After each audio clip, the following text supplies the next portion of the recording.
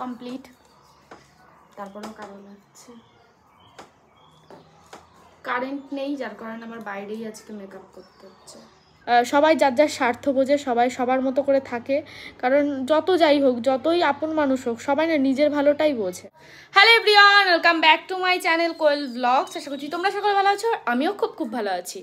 So guys, এখন আমি ready হব, স্নান করে এলাম, সানস্ক্রিন মাখার পরে আমাকে কেন জানি না এত কালো লাগছে। যাই হোক, এখন যাব হচ্ছে আমরা সবাই মিলে রিলস বানাতে। আমাকে ফোন করেছিল রেডি হওয়ার জন্য, অঙ্কিতা জয়দা আসবে নিতে। তো চলো রিলস বানাতে গিয়ে কী করবো। তাছাড়াও আজকে একটু প্ল্যান আছে, আমাদের কৃষ্ণনগর বারোদলের মেলা হচ্ছে, সেখানেও যাওয়ার। আমি গ্যারান্টি না যাবো কিনা। আর তাছাড়া এই জামাটা একদম নতুন, ঠিক আছে, আমি একদিন হলো পরেছি, আর জামাটা কুচকে গেছে, ঠিক আছে, কীভাবে রেখেছিলাম নিজেও জানি না, পুরো কুচকে গেছে জামাটা কমা। তো এখন ইস্ত্রি করতে বলছে, কিন্তু কারেন্ট নেই। যাই হোক, কারেন্ট আসলে দেখা যাক করি কি না। আর অত বোঝা যাচ্ছে না, বোঝা তো একটু যাচ্ছেই। তো চলো। আর মা কীভাবে তাকালো, সবাই বলে যে তোমার মা কেন ওইভাবে তাকায়, কেন মুড অফ করে থাকে, ওইভাবেই থাকে। তো চলো তোমরা কন্টিনিউ দেখতে থাকো। তাছাড়াও সবেই আমার বোন গেল মামা বাড়িতে, তোমরা আগের ভিডিওতে কমেন্ট করেছো আমার বোনকে দেখানোর জন্য। তো আমার বোনকেও আজকে দেখাবো ভালো করে তোমাদেরকে। আমি আগেও দেখিয়েছি, সেই ব্লগগুলো হয়তো তোমরা দেখো না, আজকে ভালো করে দেখাবো, ঠিক আছে। আর এখন আমি করবো মেকআপ। চলো। কারেন্ট নেই, তাই আপাতত আমি সব কিছু নিয়ে এখানেই বসে পড়েছি, ঠিক আছে। আমি এখন এই যে ছোট আয়না দিয়ে সাজবো, এই যে কটা জিনিস দিয়ে আপাতত আমি আমার মেকআপ লুকটা কমপ্লিট করব। এদিকে গাইজ আমি মেকআপ করতে বসে পড়েছি। আমি সবে ফাউন্ডেশন নিয়েছি, ঠিক আছে, ব্লেন্ড করছি, কিন্তু ফাউন্ডেশনটা আমার অনেক জায়গায় হয়নি। এই দেখো আমার হাত, আর এই যে হচ্ছে মুখের কালার, কত মেকআপ আমি করেছি। কিন্তু এটা একটু করে বসে যাবে স্কিনে, তখন আর এত ব্রাইট লাগবে না। আমার চোখের নিচে ডার্ক সার্কেল পড়ে গেছে, সেটা ঢাকার জন্য ফাউন্ডেশন নেব। ছটপট সিম্পল মেকআপ করে ফেলবো রিলস বানানোর জন্য।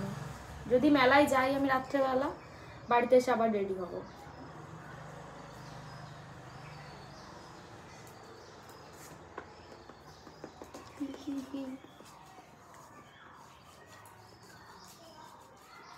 কানের রংটা বেশি কালো হয়ে গেছে।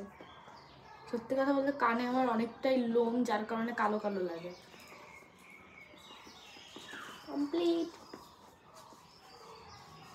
কমপ্লিট। তারপরেও কালো লাগছে, কারেন্ট নেই যার কারণে আমার বাইরেই আজকে মেকআপ করতে হচ্ছে। এখন করবো কাজল।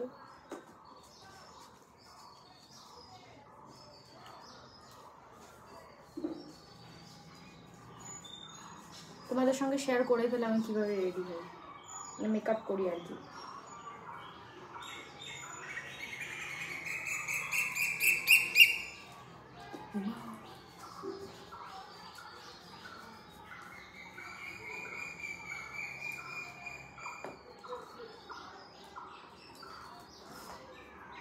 এই কাজল পরাটা শিখেছি আমি আমার দিদির কাছ থেকে গাইস।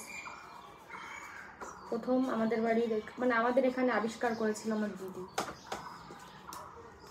তো এটা আমি এখন আইলাইনার করবো এর উপর দিয়ে, এতে বেশিক্ষণ থাকে।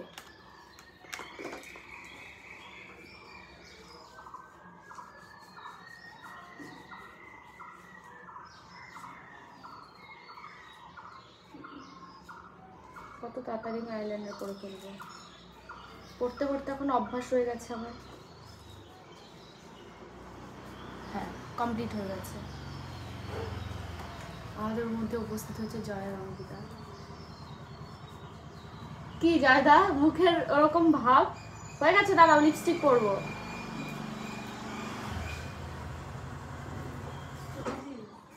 হয়ে গেছে, দাঁড়াও।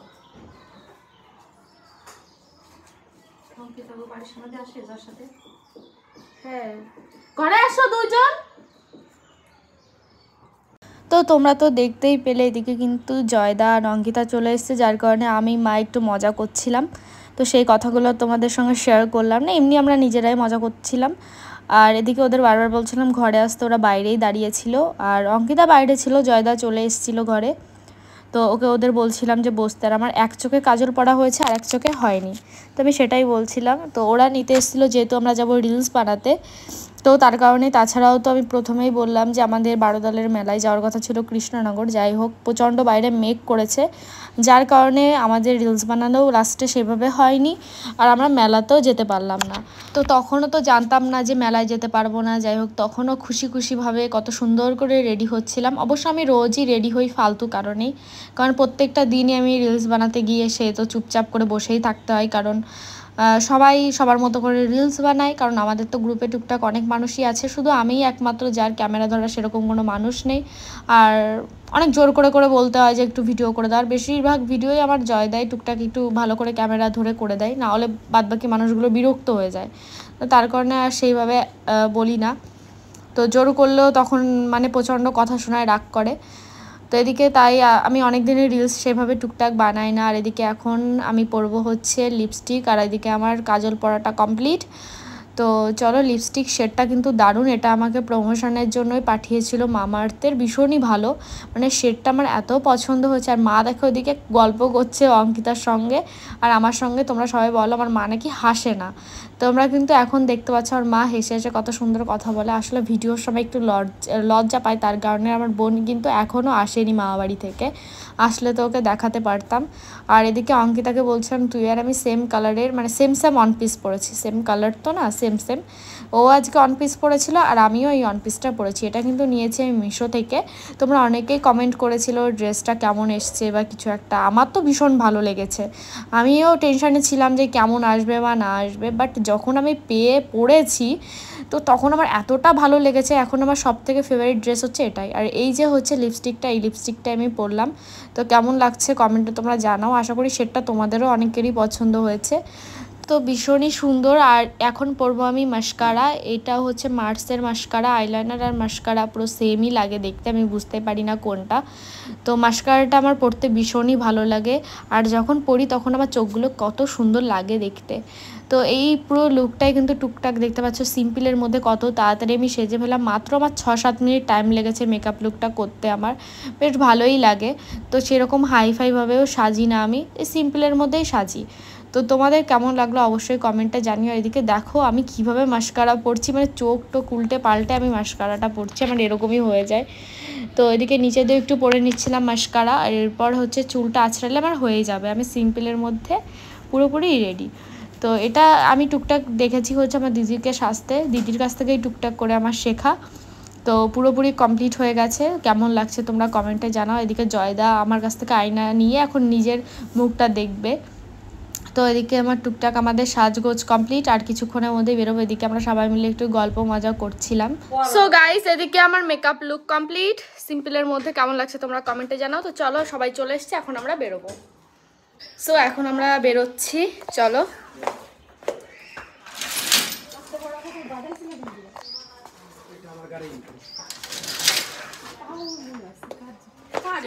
এটা জয়দারই গাড়ি, জয়দার। আমার গাড়িতে এটা নেই, এটা খেয়াল করে রাখো, পরের দিন নিয়ে আসবে। এটা নেই। ও তোমার গাড়ি? আমার গাড়িতে এগুলো আছে। এটা চেঞ্জ করেছিলে? আমার গাড়িতে এটা নেই প্লাস। তো এদিকে কিন্তু আমরা লোকেশনে চলে এসেছি, আর আশা করি তোমরা বুঝতে পারছো চারিপাশটায় কতটা মেঘ করেছে। এখানে ততটা বোঝা যাচ্ছে না, পুরো অন্ধকার হয়ে গেছে। আর আশপাশটা এতটাই সুন্দর, আমরা কিন্তু এখানেই মানে অর্ধেক রিলস বানাই। আর এই ফলটা কী ফল তোমরা কমেন্টে জানো, আমি শুনেছি এই ফলটা খেলে নাকি মানুষ মরে যায়, অনেক বিষাক্ত ফল। এবার আমি জানি না, আমি তো এই ফল দেখলে দূরে থাকি। তো আমাকে অঙ্কিতারও সবাই বলছিল যে এই ফলটা অনেক বিষাক্ত ফল। কি ভাত খাচ্ছিস? মাংস ভাত? ওর মাংস খেয়ে ঠোঁটটা পুরো পিঙ্ক হয়ে গেছে। টাকা কি খাচ্ছিস? মাংস ভাত? ফোন এসছে, ফোন করতে দেবে না, ফোন কেটে দেবে ও মাংস ভাত খাচ্ছিল গাইস। এই জাল লেগেছে।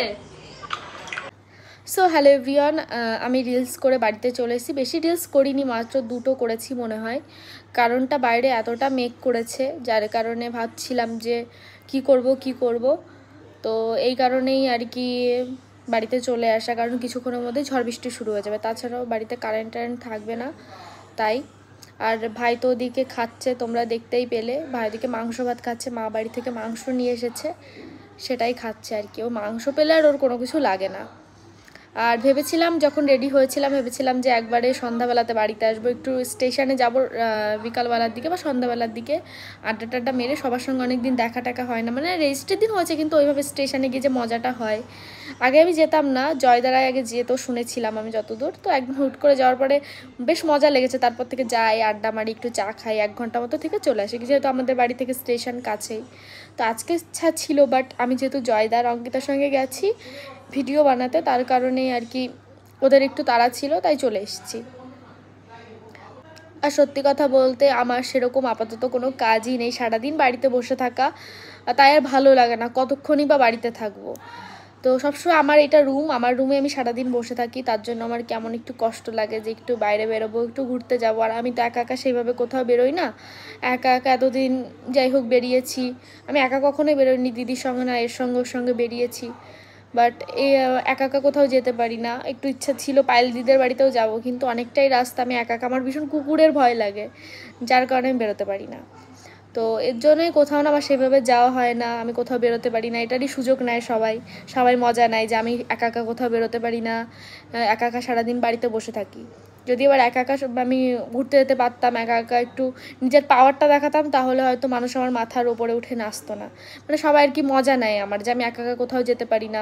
মানে যাই হোক, ভাবছি যে কিছু একটা করব আমি কাজবাজ, কারণ মাঝে মানে আমার মানে সারাদিন বাড়ি থাকতে হতো, কোনো সেরকম তো ব্লগ ছাড়া কোনো কাজবাজ নেই, মানে নিজেকে ব্যস্ত রাখার জন্য আমি মাঝে নেল ক্লাস করেছি, নেল এক্সটেনশন, আমার দিদির আগেও আমি নেল এক্সটেনশনের ক্লাসটা করেছি, বাট আমি সেভাবে কোনো দিনই করিনি, মাঝে 1-2 দিন করেছি, আমার ভালো লাগে না, আমি বাধ্যতামূলক করেছিলাম আর কি নেল এক্সটেনশনের কাজ, যে নিজেকে ব্যস্ত রাখতে হবে, সবার মধ্যে থাকলে নিজে ফোন টোন একটু কম ঘাঁটবো, সবার সঙ্গে থাকলে বেশ ভালো লাগবে, তার কারণেই আর কি আমি ওই ক্লাসটা করেছিলাম। এমনকি আমি ইয়েও করেছিলাম বিউটিশিয়ানের কোর্স, যে সবার সঙ্গে আমি নিজে কিছু একটা করবো, নিজে সবসময় ব্যস্ত থাকবো, যাতে কারোর মানে কাছে যাওয়া না লাগে, কারোর ওপরে নির্ভর না হওয়া লাগে।